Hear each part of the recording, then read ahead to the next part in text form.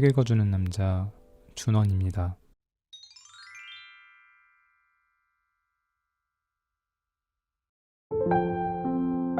안녕하세요. 준원입니다. 저는 이사를 앞두고 계속해서 분주한 날들을 보내고 있습니다. 마음이 분주하다 보니 이것저것 손에 잘 잡히질 않네요. 이번에 편집하는 프로그램을 바꿔보려고 해서 편집 시간이 많이 늦어버렸습니다. 4월까지는 업로드가 조금 늦고 제가 정신없어 하더라도 조금만 이해해주세요. 오늘 제가 읽어드릴 책은 전하론 작가님의 나에게도 좋은 사람이 될게요 라는 책입니다. 책 소개 먼저 해드릴게요. 10년간 대학 내일 편집장으로 일하며 수많은 사람을 인터뷰하고 다양한 글을 써온 전하론 작가의 에세이 나에게도 좋은 사람이 될게요. 우연히 시작한 조향에 매료된 저자는 나만의 향수를 만들어보고 싶다는 마음이 커지자 직장을 그만두고 향수 브랜드를 론칭하기에 이르렀다. 하지만 가보지 않았던 길인데다 A부터 G까지 모든 것을 홀로 처리해야 하는 1인 기업인의 삶이 가시밭길인 건 당연지사. 매일이 실수와 시행착오의 연속인 상황에 절망하지 않고 하루하루를 의연하게 살아내기 위해선 스스로를 인정하고 격려할 수 있어야 하는데 자신은 잘한 일보단 못한 일이 더 크게 보여 불안과 걱정에 얽매이는 날이 많은 사람임을 깨닫는다. 한 걸음 나아가기 위해선 스스로를 다독일 줄 아는 사람이 되어야 한다고 생각한 저자는 자신에게 다정한 응원의 말, 셀프 칭찬의 말을 하기 시작했고 이런 말들은 불안감을 안도감으로 자괴감을 자신감으로 바꾸어 주었다. 이 책은 그녀가 자신을 이해하고 칭찬하고 인정하기 위해 애쓴 흔적이자 스스로에게 좋은 사람이 되어가는 이야기를 담았다. 작가의 속 깊은 문장들에 나뿐 아니라 독자들도 괜찮아질 거라는 믿음이 생긴다 라고 한 김소영 대표의 말처럼 저자의 이야기를 따라가다 보면 이대로 괜찮아 하는 마음과 자기 자신을 아끼고 격려하며 살아가는 지혜를 얻을 수 있다. 나는 나를 얼마나 잘 알고 있을까요? 그리고 나를 얼마나 아껴주고 있나요? 혹시 타인에게는 한없이 좋은 사람이지만 나 자신에겐 인정사정 없고 매몰찬 사람은 아닌지요? 저는 이 책을 읽으며 나에 대해 돌아보고 나를 더 아껴주어야겠다는 생각을 했습니다. 오늘 읽어드릴 2개의 글을 통해 여러분도 자신에 대해 생각해보는 시간이 되시길 바랍니다. 그럼 오늘도 편안하게 들어주세요. 내가 나를 잘 안다는 건 착각일 뿐. 후배 제이와 커피 한 잔을 앞에 두고 한참 수다를 떨던 날이었다. 나보다 먼저 퇴사한 후 플로리스트의 길을 선택한 그녀는 앞으로의 진로에 대해 고민하고 있던 참이었다. 폭풍 같은 수다 사이에 잠깐 침묵이 고였고 후배가 대뜸 이상한 말을 했다.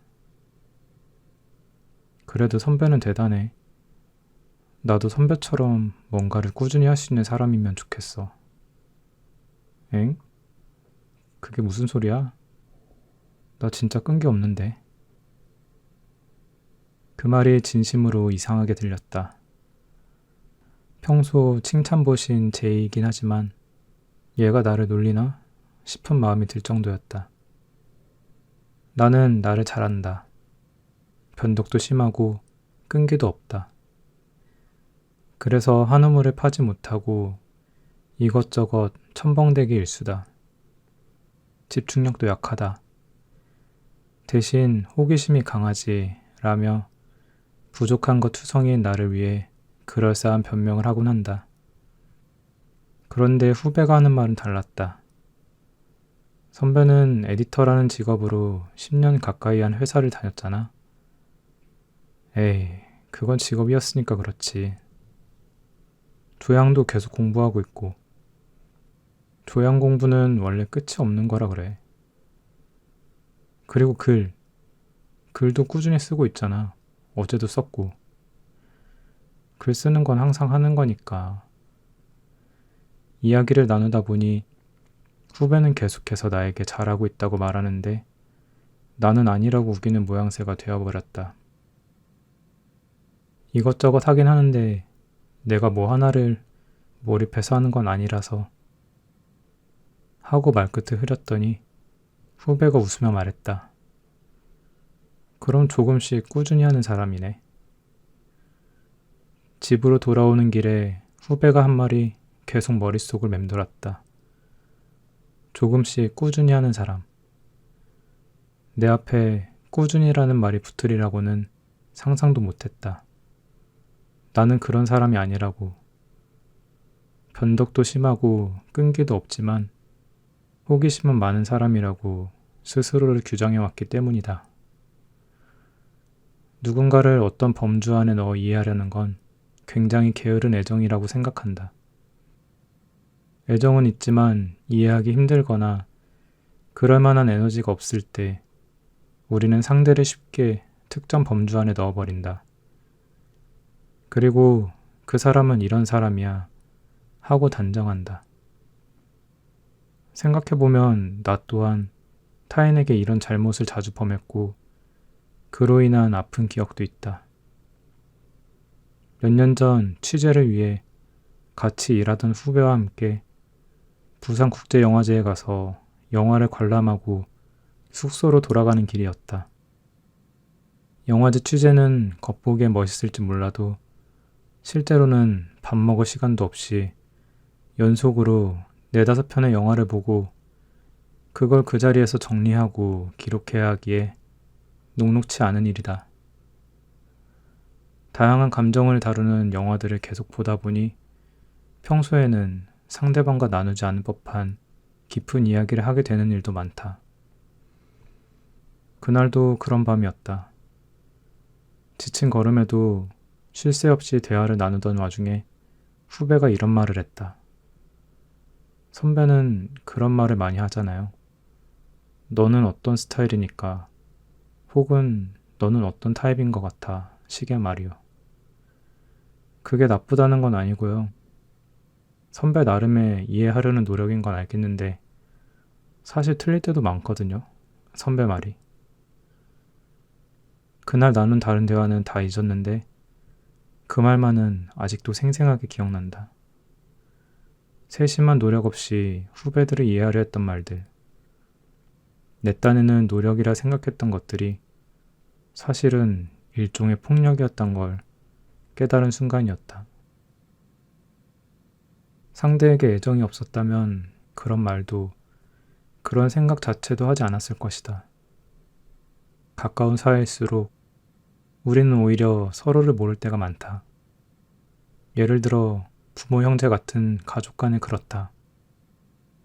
어린 시절의 에피소드나 자주 하는 행동으로 가족 사이에서 각자의 위치는 정해져 있고 성격이나 성향에 대한 판단은 이미 끝나 있다. 하지만 인간은 계속 변하기 마련이고 그렇게 고정된 관계를 지속하다 보면 서로에게 상처를 주기 쉽다. 그러려는 의도가 아니었음에도 습관적인 판단이 관계를 망치는 것이다. 그런 면에서 가장 가깝고 소중하기에 습관적으로 판단하고 단정짓는 존재가 바로 자기 자신이 아닐까 싶다. 나는 첫째니까, 나는 딸이니까, 나는 선배니까, 나는 무엇이니까 하고 수도 없이 많은 굴레를 나 자신에게 덮어씌웠다. 역할, 위치, 성향에 따라 나를 쉽게 판단하고 규정하려 했다. 나는 끈기가 없으니까, 나는 호기심이 많으니까, 나는 유혹에 약하니까, 내가 나를 제일 잘 안다고 생각하며 습관적으로 내뱉었던 문장들 속에 얼마나 많은 내가 갇혀버렸을까? 그렇게 생각하니 아찔하다. 회사를 그만두고 나의 정체성을 이루던 직업과 직급과 위치를 모두 풀어헤치고 나서 나는 그동안 나라고 믿었던 많은 것이 한시적이었을 뿐이란 걸 깨달았다. 과거는 내가 흘러온 궤적일 뿐 나의 전부는 아니다. 나는 나를 잘 모른다. 미래의 나에 대해서는 더더욱 그렇다. 그렇다면 계속 변화하게 될 삶 속에서 나에게만은 조금 더 예민한 사람이 되어줘야 하지 않을까? 그래야 나뿐 아니라 다른 사람에게도 섣부른 판단이나 범주화를 저지르지 않을 수 있을 테니까. 나를 향해서든 타인을 향해서든 언제나 애정을 갖는 일이란 이렇게나 번거롭고 마음이 많이 가는 일이다. 하지만 그래서 더 귀하고 필요한 일임을 이제는 안다. 내가 나를 잘 안다는 건 착각일 뿐. 이대로 괜찮을까 불안해질 때. 얼마 전 주말 여느 때와 다름없이 씻지도 않고 침대 위에서 뒹굴뒹굴하며 핸드폰을 들여다보고 있었다. 그날따라 SNS에 올라온 사진들이 자꾸 나를 한숨 쉬게 만들었다. 파리를 여행하고 있는 사람, 유명 브랜드의 새 향수 런칭 파티에 참석한 사람, 안 그래도 늘씬한 몸매인데 운동을 더 하고 있는 사람, 주말에도 쉬지 않고 공부하는 사람. 핸드폰을 내려놓고 멍하니 천장을 바라봤다. 이때다 싶어 배 위에 올라와 눕는 고양이 쿠키의 가르릉 소리를 들으며 나 자신에게 물었다. 나 이대로 괜찮을까? 버는 돈이 늘어난 것도 아니고 멋진 여행에서 인사이트를 얻은 것도 아니고 몇 달째 대단한 일 없이 살아온 내가 갑자기 한심해졌다. 주말이랍시고 오후 2시가 넘도록 침대 위에 누워있다니. 이 귀한 시간을 이렇게 낭비하고 있다니. 이래서는 지금 이대로 영영 아무것도 변하지 않을 거라고. 조급한 마음에 벌떡 일어나 친구들에게 연락을 했다. 누구라도 만나야겠다 싶었다. 하지만 주말이 다 끝나가는 이 마당에 갑자기 나를 만나줄 사람이 있을 리가. 친구들은 각자의 주말에 전념하고 있었고 나는 더더욱 시무룩해졌다.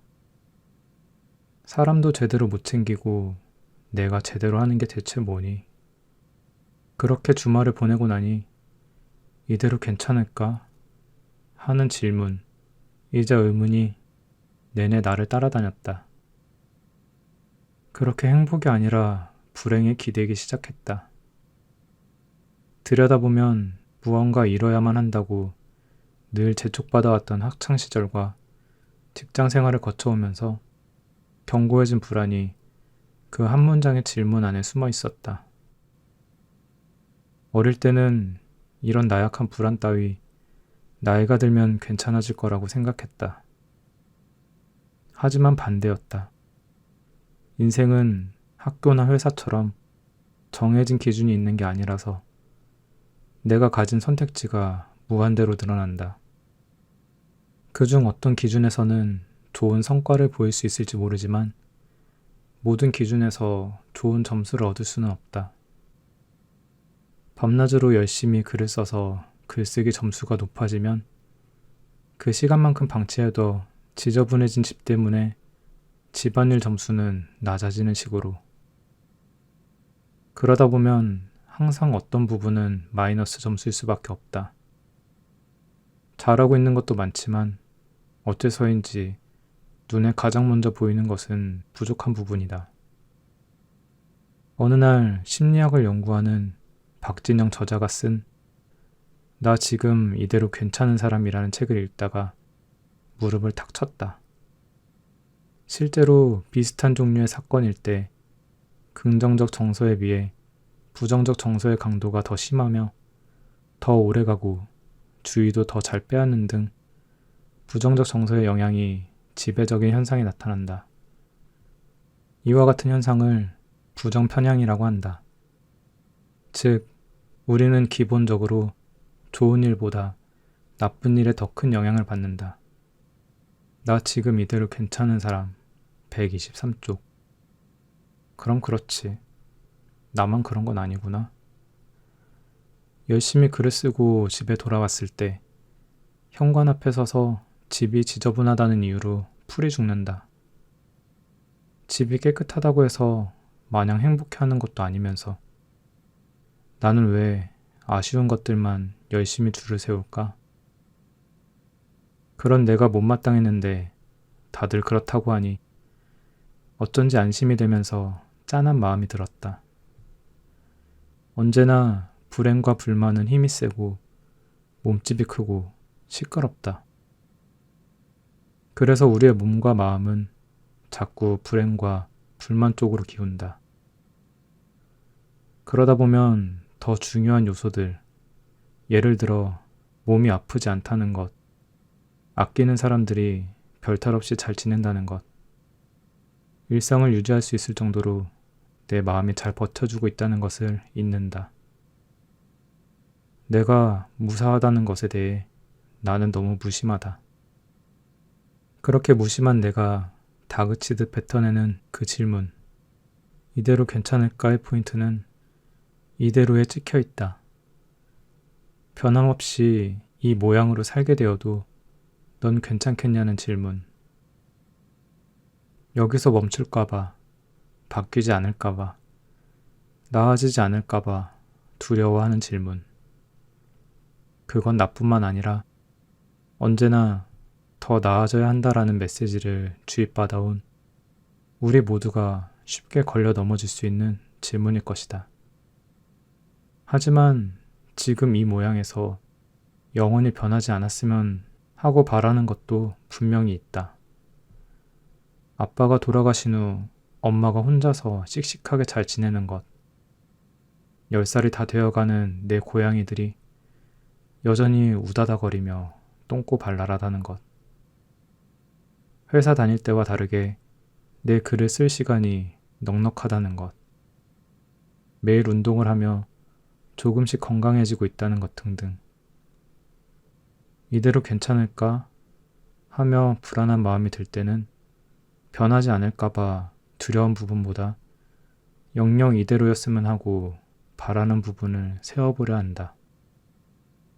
내 삶이 무사하도록 지켜주는 일들을 발굴해서 내 눈길이 잘 닿는 곳에 두어야 한다.